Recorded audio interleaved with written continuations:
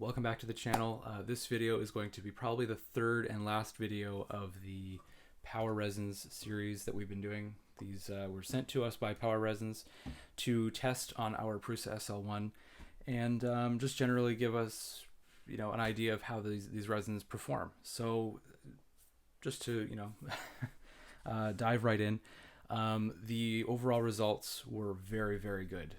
I will be going into more detail, obviously, in this video about print accuracy, my burnout procedure, some of the other products I use like investment, things like that. And we'll get into some specifics so that hopefully if you were to choose to get this resin as well, you can achieve similar results. So I just want to reiterate some of the models that we used. We've been using these models that I created in Shaper 3D on the iPad.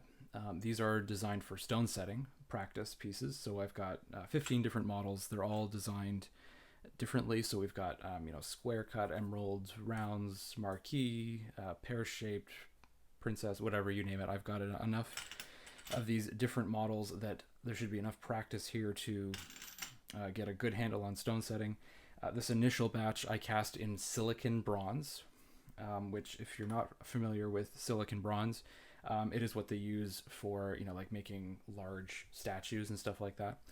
Now I buy this in a 20-pound brick ingot, and then I cut it up on a steel bandsaw and into slabs so that it could fit in my melter. And overall, it turned out really well. If you've never cast with bronze before, just so you know, like bronze is a little bit more difficult to handle. You need to have very high temperatures up in the 2100 degree Fahrenheit range to get a proper like fluidity, like if I had to describe casting with bronze, if you don't get it to the right temperature, it's like casting with sludge or slush. Like it just it gets there, but it doesn't fill all the details. So all of these models we printed with each of the resins. It was the exact same bed. We didn't change supports or anything. We just changed exposure settings depending on what we were doing. And that yielded us very good results. If you haven't seen those results, you might want to go back and watch video 2. This stuff is designed to go straight into casting. In other words, you don't let this sit around for a few days or anything like that. You just kind of print, you go straight into a flask, into the burnout oven, cast the next day, or whatever your procedure is. But anyway, these need to go as quickly as possible because there is shrinkage. So in terms of shrinkage, there's always going to be a little bit of shrinkage. It doesn't matter what you do. Like when it comes to waxes, if it's not the wax shrinking, it's the metal shrinking, and you lose, like fractions of a millimeter.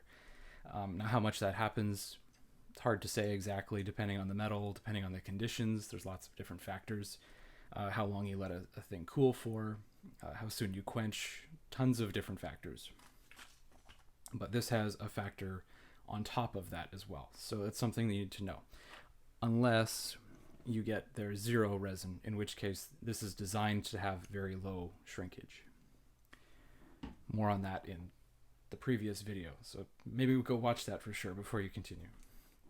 Anyway, so I did my absolute best to cast everything. I did have some issues. Here's actually one of them. This is the latest model. You can see I haven't got all the investment off. I don't have a great power washing system or anything to get all of this out, but I thought this was good enough. I'm going to cut it obviously, and we'll be able to get in with a brush or something and really scrub it, clean it, get it nice.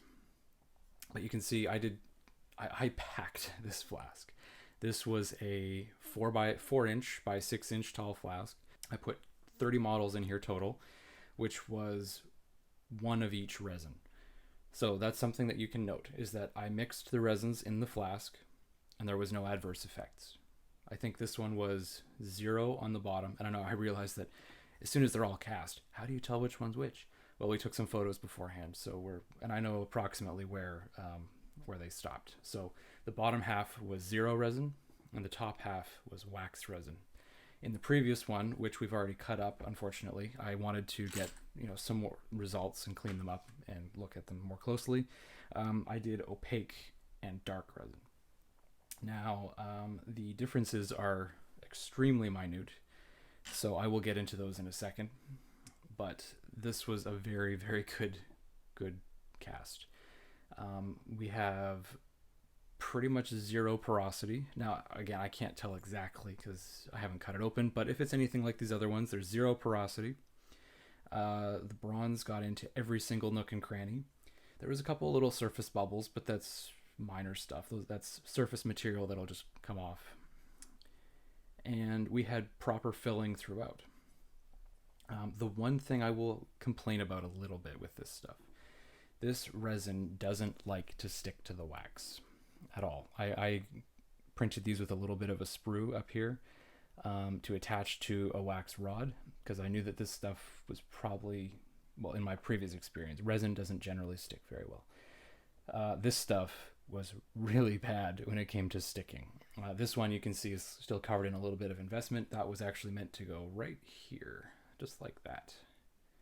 And this one broke off. It floated to the top, basically. It didn't have good adherence, and I couldn't go back. It was one model, no biggie. So let's measure some models next.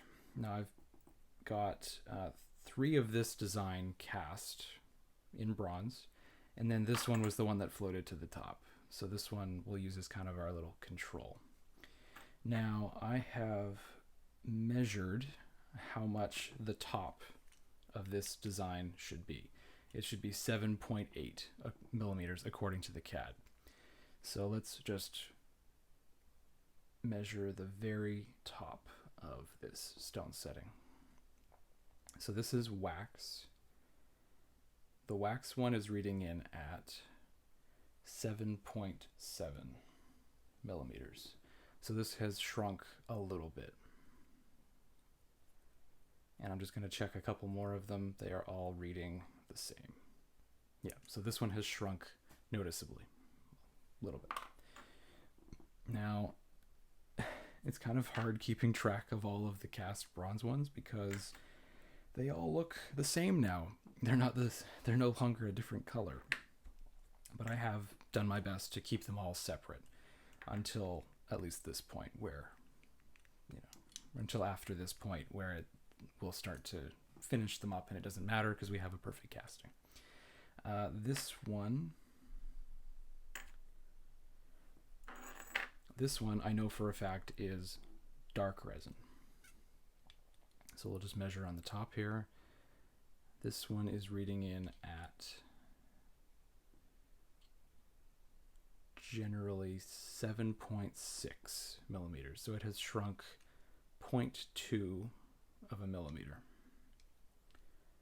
Now, bearing in mind, like I mentioned before, this is a cast product, so there was probably a little bit of shrinkage in the resin, and then there was shrinkage after the cast. So that all makes sense. Everything is where I would expect it to be. 0.2 millimeter, I can live with that. But we'll see if the other ones perform better. So that was dark. This one is opaque resin. This one's measuring in at 7.7.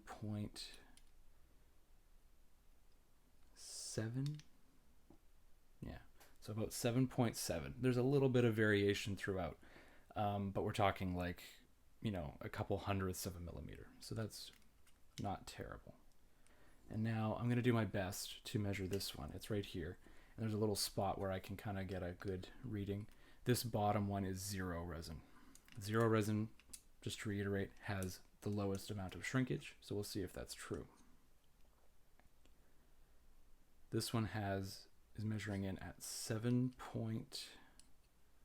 This one's measuring in at 7.72-ish. So again, there's like a couple hundredths of a millimeter involved, but 7.7 is pretty good considering that this is also a cast. So I should have in the future, I would upsize all of my models, especially with 0, by 1%. And that should offset shrinkage in the resin shrinking and the metal shrinkage. So that's a good indicator. So now I want to talk about my casting procedure, just so we're all on the same page. I'm not using anything super specific or crazy. I'm not using, like that 2-part like epoxy bonded, high silicon stuff. I'm not using X-Vest or adding what's that stuff? I'm not adding boric acid. I'm not boiling these prints. There's nothing like that. I'm taking them from the printer to a flask. The flask is invested, burned out, metal is poured in. That's it. It's very simple. I am using for my investment R&R Plasticast, not with band dust or anything, just R&R Plasticast. And as you can see, there was no thermal expansion issues. Some of these models are, most of these models are within 2 millimeters of each other. I think there's even one here where it might even be touching, or it's like they're so close. We're talking fractions of a millimeter, and thermal expansion was a non-issue with this particular resin. So I was able to pack this flask very tightly, and there was no breakage. There was nothing like that I've seen with some of the other resins, which usually the indicator is poor surface finish. I've only seen one model here that has even like a slight bit of surface finish issues, and I'm just going to be able to sand them away. So I think that's pretty good. So my burnout procedure is as follows. Flask is assembled. Then I use just like painter's tape and I wrap around the flask. We use the middle ratio of R&R Plasticast. I'll put that up on the screen now so you can see. We use the middle ratio. I will use warm water and microwave the water for 1 minute so that it has a little bit longer of a work time. I don't know if you knew that or not, but if you have cold water versus warm water, the amount of time you have between your setting time does change. Then I add the investment, mix it with, like a Betty Crocker mixer. I'm not using anything too fancy for that. Then we vacuum the investment in our Kea caster for, I think, 2 minutes or so. Basically, I wait for the investment to rise and then fall. I'll pour investment into the flask, debubble by putting it back into the vacuum for about 4 minutes or so, and I'll agitate it. So with the Kea caster specifically, it's on like a spring-loaded bed, so I kind of jiggle it around and make sure that everything is well agitated, trying to release any air bubbles that are stuck to the models. Then we let the investment set up for 3 to 4 hours, and then I put that into my ancient burnout oven from Vigor from like the 1980s. So the target temperature that I'm aiming for is 1,350 degrees Fahrenheit, and that is that's the maximum temperature, and that's what I hold at for the longest time, and then we drop from there down to the casting temperature. So just to close out this video in summary, it hasn't changed. My opinion hasn't changed much from the previous one. All of these resins more than lived up to what they're claiming on their website. If I had to rank them in order, I would say that dark is still my favorite. In terms of printability, this was just the best prints I've ever had on my printer. The only downside is the exposure time was a little bit high, but I can take a couple of seconds extra per layer for absolutely flawless prints and casts. That's perfect. That's a great sacrifice to make. The next one, I would say my favorite is Zero, because it's very, very similar to dark in almost every way. But the fact that it has almost zero shrinkage, less than 1% shrinkage, is really, really enticing and phenomenal. The key difference between them in terms of actual physicality, Zero resin is a little bit harder, so it'll snap much easier than dark, whereas dark has a little bit of flexibility. Not much, but enough to mention. My next favorite is Opaque. Opaque resin seems to be just the best in terms of general castability and printing. I wouldn't say it was exceptional in everything. It's not as specific as dark is for doing really good detail. It's not low shrinkage like Zero. It's just generally good. Okay. So if you're not sure and you're just going to be doing like lots of models, nothing specifically filigree or specifically pave, or you know what I mean, like something that doesn't require absolute necessity one attribute, start with Opaque. Opaque resin, really good stuff. It also has a lower exposure time than dark, 15 seconds a layer instead of 20. So the last And certainly not the least favorite of the resins is wax resin. Wax resin, there's just something that I didn't like about it in terms of the prints. Castability, flawless, they all were. But this one, I just felt like it printed a little bit, just not quite as well as the others. Now, it may be the color of the resin. Black, for whatever reason, just in the lighting that I have, it showed every detail perfectly. This one, the lighter colors in general, like trying to photograph a white resin print for a client or something, it's always a challenge. This is a like a light blue, and this one I found a little bit more difficult to actually see some of the flaws. Not to say they weren't there, it's just, I don't know, there's just something about it. Anyway, this one is my least favorite, but it's still very good. I would say wax resin is probably your best bet if you're doing larger models. For example, if you were doing, I mentioned this in the previous video, if you were doing like large gauges where this is almost 6mm around, I would probably not use any of the other ones. I would use wax because it's designed to burn out the best, like wax. And before we close out this video, a little bit of shameless self-promotion here. All of these models that I have printed, I will be making rubber molds of and offering them for sale shortly. So if you're interested in learning stone setting practice without having to build, basket settings and things like that, I will have these for sale in the near future. Look out for those shortly. So that's it for this video, and it's probably the part where you're looking forward the most. Power Resins gave us a discount code for you if you want to apply that to your order. It is ClearMind15. I'll put that up on the screen and in the description below.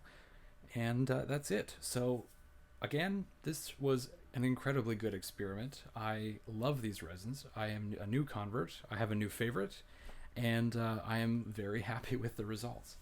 So that's it for this video. If you have any questions, feel free to comment below or like us on Instagram, send me a message there. Always open to answering questions. So I hope this video helped you make an informed decision. If you like this content, feel free to like and subscribe to the channel because we will be making more. So that's all. Thank you for watching. I will catch you guys in the next one.